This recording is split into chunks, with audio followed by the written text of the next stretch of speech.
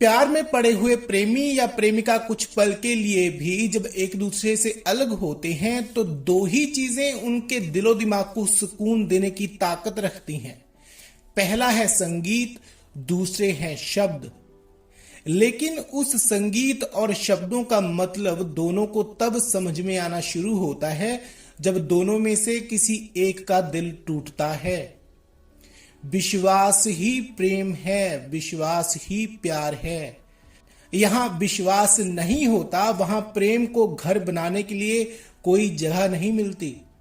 जब विश्वास टूटता है तब दिल भी साथ में ही टूटता है, क्योंकि विश्वास पैदा होता है इंसान की अपनी खुद की भावनाओं से, और भावनाएं दिल की जड़ों से निकलकर दिमाग तक फैली होती हैं।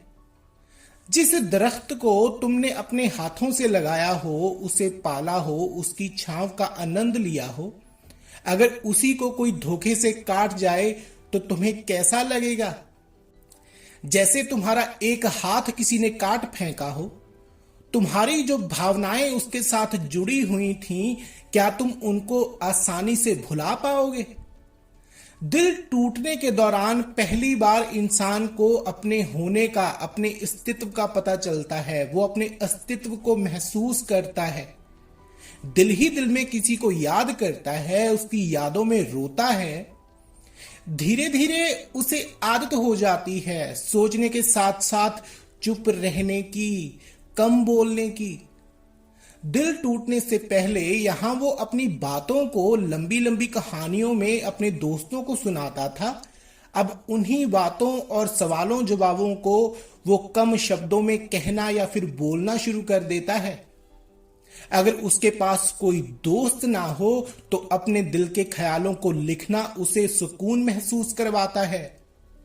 दिल टूटने की घटना जितनी बड़ी होगी उतनी ही वो तुम्हें तुम्हारे अंतर्मन के सागर की गहराइयों में लेकर जाती है, मैच्योर, अंडरस्टैंडेबल और निडर बनाती है।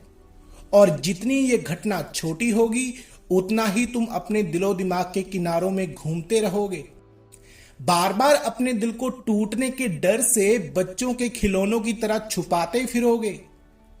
बच्चों को खिलौनों से खेलने का शौक होता है, क्योंकि खिलौने उनको अपनी मर्जी से नहीं चलाते, अपनी इच्छाएं नहीं बताते।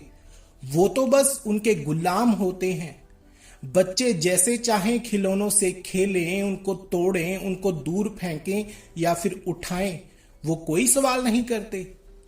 वैसे ही बचपने में जी रहा इंसान दूसरे इंसान को अपने हाथ का खिलौना समझना शुरू कर देता है और चाहता है कि दूसरे भी वही सब करें जो उसे अच्छा लगता है, उसे पसंद है। दूसरे उसकी मर्जी पर चलें, उसका हुक्म माने। एक दूसरे के सामने अच्छे प्रेमी या प्रेमिका बनने का नाटक करते हुए दो लोगों में से जब एक जागता है तो वो दूसरे को या तो छोड़ने का फैसला करता है या फिर जिंदगी भर उसके साथ रहने का। इस फैसले की घड़ी में ही दिलों का टूटना और जुड़ना चलता रहता है। कुछ लोग अपने इस प्रेमी के फैसले को स्वीकार करके आगे निकल जाते हैं और कुछ को संभलने के लिए थोड़ा वक्त लगता है। हजारों में से कोई एक घटना होती है, यहां लोग अपने टूटे हुए दिल को दोबारा ना जोड़ने की कसम खा लेते हैं। इसीलिए तो वो लोग ऐसे ऐसे काम कर जाते हैं कि लोग उन्हें युगों तक याद रखते हैं, दुनिया उन्हें कई हजारों सालों तक याद रखती है। अगर अर्जुन का दिल ना टूटता तो उसे कृष्ण से ज्ञान लेने की कोई जरूरत नहीं थी। अगर आनंद को कभी दुख ना हुआ होता तो उसने बुद्ध के पास कभी भी नहीं जाना था। अगर एकलव्य का दिल ना टूटता तो उसे पत्थर में से गुरु नहीं मिलना था। अगर एडिसन जैसे वैज्ञानिक का दिल उसके विरोधियों ने उसकी लैब को जलाकर ना तोड़ा होता तो उसने बल्ब की खोज पूरी भी नहीं करनी थी। और अगर बच्चों का दिल उनके माता पिता ना तोड़ें तो वो कभी भी जवान नहीं होते, हमेशा बचपने में घूमते रहते हैं। प्यार, लालच, गुस्सा, सेक्स, ये वो चार भावनाएं हैं जिनसे जुड़कर अहंकार घटता है। असल में तुम्हारा दिल नहीं टूटता, टूटता है तुम्हारा अहंकार। जब अहंकार टूटता है तब दुनिया के ऊपर से तुम्हारा विश्वास उठता है और तुम सेल्फ सेंटर्ड हो जाते हो, फोकस्ड हो जाते हो, खुद के बारे में सोचना शुरू करते हो। सेल्फ सेंटर्ड इंसान ही कुछ नया सोचता है, दूसरों से अलग चलता है। अपने रास्ते खुद बनाने की आग उसमें पैदा ही होती है तब जब उसे अपनी जिंदगी के सबसे बड़े मकसद में नाम कामयाबी मिलती है। वो अपनी और दूसरों की भावनाओं को समझना शुरू करता है। अब उसके पास दो रास्ते होते हैं। पहला ये कि जो उसके साथ हुआ उसके लिए वो भगवान को या अपने प्रेमिक प्रेमिका को गालियां दे, उसके ऊपर इल्जाम लगाए, उसे बुरा भला कहे, उसके ऊपर अपना गुस्सा निकाले। ख्यालों और सपनों में हर रोज उससे पूछे कि मेरा दिल ही क्यों टूटा, मेरा दिल ही क्यों तोड़ा गया। या फिर वो इस मौके का फायदा उठाए, धर्म, सभ्यता, संस्कृतियों और झूठे रीति रिवाजों से ऊपर उठे, भगवान का शुक्रिया अदा करे और अपना आगे का सफर शुरू करे। जिसने तुम्हारा दिल तोड़ा है उसने जरूर तुम्हारे बारे में कुछ सोचा होगा। वो हर कदम हर जन्म तुम्हारे साथ चलता रहा है, तुमने ही उस पर कभी ध्यान नहीं दिया। उसने तुम्हें जगाने के लिए पहले तुम्हारे दिमाग में घर बनाया, फिर भी तुम नहीं जागे तो उसने तुमसे कस्में, वादे और प्रार्थनाएं ली, तब भी तुम नहीं जागे तो उसने तुम्हारे दिमाग से निकलकर दिल में कूदने का फैसला किया। वो कहीं नहीं गया, उसने सिर्फ अपना घर बदला है।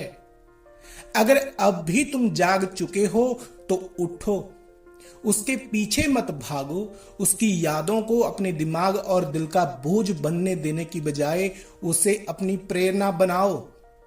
नहीं, और प्रेरणा कैसे आती है, कैसे जागती है, कहां से आती है? इंस्पिरेशन या मोटिवेशन कहां से पैदा होती है? टूटा हुआ दिल और बिखरी हुई भावनाएं ही अब तुम्हारी इंस्पिरेशन है। आज नहीं तो कल तुम्हें अपने आप महसूस होने लगेगा कि अब तुम दूसरों से ज्यादा ताकतवर हो, ज्यादा मैच्योर हो, तुम लोगों को ज्यादा गहराई से समझने लगे हो। दिल और दिमाग एक दूसरे के दुश्मन नहीं हैं, इन दोनों को एक दूसरे से लड़ने दो, झगड़ने दो, फिर चाहे ये दोस्त बनकर लड़ रहे हों, दुश्मन बनकर लड़ रहे हों या फिर प्रेमी बनकर। बस इनको देखो, इनको सुनो। ये तुम्हें ढेरों नए विचार जो आज से पहले किसी के दिमाग में नहीं आए, नई कहानियां, नया संगीत, नया हौसला, नई कला, वो सब कुछ तुम्हें देकर जाएंगे और तुम्हारे साथ ही शुरुआत होगी एक नए युग की, नई विचारधारा की, नए जीवन की। और कभी मत भूलना, जागना प्रकृति का पहला और आखिरी गुण है और जगाना भगवान का निरंतर चलने वाला खेल। जागने का मतलब होता है तुम दूसरों के लिए क्या कर सकते हो। जागने का मतलब होता है तुम दूसरों को क्या दे सकते हो। जागने का मतलब होता है तुम्हें खुद से बातें करनी आ गई हैं। जागने का मतलब होता है तुम खुद को कितना जानते हो। जागने का मतलब होता है तुम इस पृथ्वी पर क्या करने आए हो वो तुम्हें पता चल गया है, तुम्हें समझ में आ गया है। जागने का मतलब होता है तुम हार कर भी जीतने के लिए फिर उठे हो। तुम भगवान या उस परम शक्ति का स्वभाव हो जो ब्रह्मांड के कण कण में जीवन घोल रही है। इंसान को ही जगाने के लिए बार बार उसे दुख और दर्द के तोहफे दिए जाते हैं। पशु, पक्षी, कीट पतंगे वो तो पहले से ही प्रकृति के साथ जुड़े हुए हैं। यहां हवाएं उनको ले जाती हैं, वो उड़ते चले जाते हैं। उनके एक साथी का दिल अगर उनसे उकता जाए तो वो खुद ही दूसरा ढूंढ लेते हैं। कोई आंसू नहीं, कोई शिकायत नहीं, कोई बचपना नहीं। इसीलिए तो वो इतने खुश होते हैं, सारे एक जैसे नजर आते हैं। जिस दिन तुम प्रकृति और परमात्मा के खेल को समझ गए उस दिन शायद तुम आसमान की तरफ चेहरा उठाकर मुस्कुराते हुए भगवान से कहोगे कि अगली बार जब वो अपने प्रेमी से मिले तो टूटे हुए दिल के साथ मिले, ताकि तुम दोनों फिर से एक नई शुरुआत कर सको। मेरी कोई बात समझ में ना आए तो दिमाग पर जोर डालकर समझने की कोशिश भी मत करना। भूल जाओ मैंने क्या कहा, भूल जाओ तुमने क्या सुना। खुद को उन झूठे ढकोंसलों से आजाद करो जो दूसरों ने तुम्हें कंट्रोल करने के लिए बनाए हैं, और जिंदगी नाम के इस खेल में फिर से कूदो, हौसला, उम्मीद और यकीन बनकर। फिर से हंसो, फिर से गाओ, फिर से नाचो, फिर से बोलो और फिर से चीखो। क्योंकि दिल टूटता है तुम्हारे दिमाग को चलाने के लिए और तुम्हारी भावनाओं को इंडिपेंडेंट करने के लिए, तुम्हारी भावनाओं को समझने के लिए, दूसरों को समझाने के लिए। शब्दों के सही अर्थ तुम्हें देता है तुम्हारा टूटा हुआ दिल। और यहीं से भावनाओं का जन्म होता है, जब भावनाओं को इंसान पहली बार समझना सीखता है।